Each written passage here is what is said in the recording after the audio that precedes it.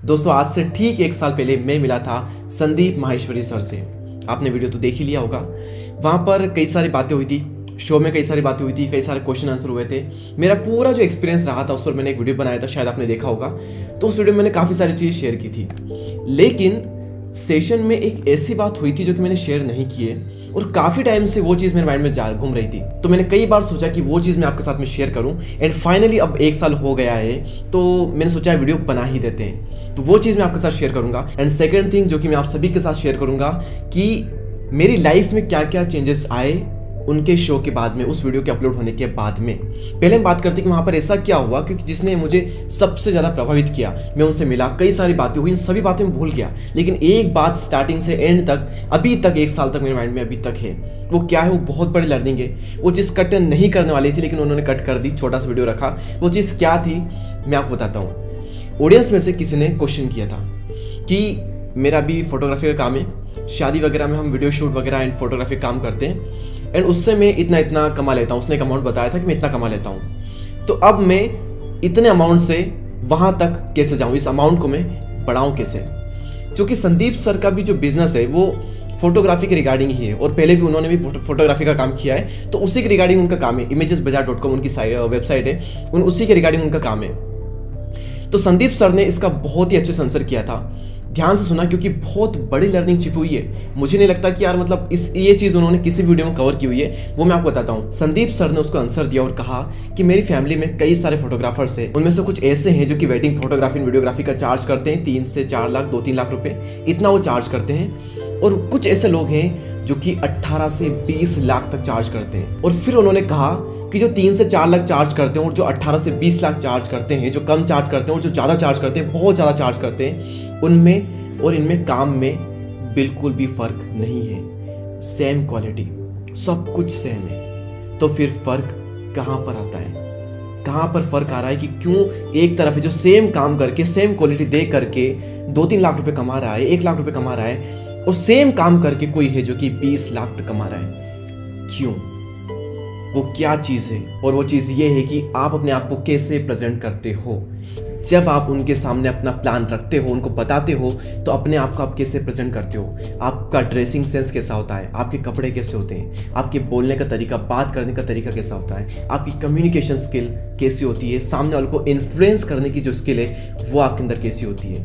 अगर आप सही तरीके से प्रेजेंट कर पाए तो जो आप अमाउंट कहोगे वो आपको मिल जाएगा। लेकिन अगर सही तरीके से प्रेजेंट नहीं कर पाए तो आपको अमाउंट नहीं मिलेगा।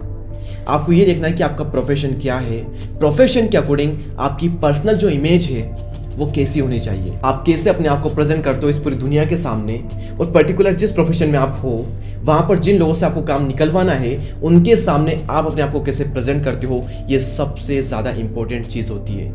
इसीलिए अपनी पर्सनैलिटी पर काम करना बहुत बहुत ज़रूरी है अगर ये आपके प्रोफेशन से जुड़ी हुई है। तो काम में कोई अंतर नहीं है, काम में कोई अंतर नहीं होता है, अंतर होता है कैसे अपने आप को प्रेजेंट करते हैं, इसका बहुत बड़ा फर्क होता है। संदीप सर ने कहा, तो ये बात ना मुझे बहुत ही अच्छी लगी थी। हम सब एक जैसे हैं, हम अपने आप को कहाँ पर कैसे प्रेजेंट करते हैं किसके सामने, उसी से ये तय होता है कि सामने वाला जो है वो हमें कैसी वैल्यू देगा। देखिए आप किसी प्रोफेशन में कैसे भी हैं, आप कैसे भी उठ करके उसके सामने चले गए, पॉसिबिलिटीज है कि वो आपको कम वैल्यू देगा, भले आप किसी प्रोफेशन में कुछ भी हो। लेकिन अगर आपका प्रोफेशन थोड़ा नॉर्मल, ठीक ठाक, छोटा है, ठीक है, लेकिन आप बहुत ही प्रोफेशनल होकर के मतलब अपनी जो इमेज है वो बेस्ट बनाकर उसके सामने प्रेजेंट करते हो, तो पॉसिबिलिटीज है कि वो आपको थोड़ी ज़्यादा वैल्यू देगा। जिसने भी इस चीज़ को समझ लिया कि सेम क्वालिटी दे करके कुछ लोग कम कमाते हैं, कुछ लोग ज़्यादा कमाते हैं, क्यों कमाते हैं, अगर ये समझ लिया और इसको अप्लाई कर दिया, उसका जो बिजनेस है, उसकी जो ग्रोथ है वो बहुत आगे तक बढ़ सकती है। अगर आपने ये समझ लिया कि कैसे अपने आप को प्रेजेंट करते हैं। तो अब सवाल यहाँ पर ये आता है कि अपने आप को प्रेजेंट कैसे करें कि हमें जो हम अमाउंट चाहते हैं, जो हम ग्रोथ चाहते हैं वो हमें मिले। अब इसका मेरे पास कोई क्लियर कट जवाब नहीं है। आपकी फील्ड के अकॉर्डिंग आपको देखना पड़ेगा और कुछ पर्सनल बेसिक्स जो होते हैं पर्सनैलिटी को इंप्रूव करने के लिए, उस पर आपको काम करना पड़ेगा। हर एक चीज़ अलग अलग होती है कि आप अपनी ग्रूमिंग पर कितना ध्यान दे रहे हो, अपने ड्रेसिंग सेंस पर कितना ध्यान दे रहे हो, अपने बोलने के तरीके पर आपने कितना काम किया है, आप कहाँ पर तेज बोल रहे हो, कहाँ पर स्लो बोल रहे हो, आपकी बॉडी लैंग्वेज कैसी है, आप सामने वाले को कितना समझ पाए उसके अकॉर्डिंग आप बात कर रहे हो। ऐसी कई सारी चीज़ें होती है। तो ये आपको अपने अकॉर्डिंग सारी चीज़ें अलग अलग करके सीखनी होगी। इसमें टाइम लगेगा लेकिन आप सीख सकते हो, और जब सीख गए एक बार इस चीज़ को आप, तो कमाल हो सकता है आपकी ज़िंदगी में। तो पहली चीज़ तो ये थी। दूसरी बात कि उस वीडियो के आने के बाद में मेरी लाइफ में क्या क्या चेंजेस आए। देखिए उस वक्त मेरे सब्सक्राइबर्स कुछ 3 मिलियन और कुछ थोड़े बहुत ज़्यादा थे, तो 3 मिलियन और कुछ मेरे सब्सक्राइबर्स थे उस वक्त। कई सारे लोग मुझे ऑलरेडी जानते थे, कई लोग सिर्फ नाम से जानते थे, फेस वैल्यू इतनी नहीं थी मेरी उस वक्त।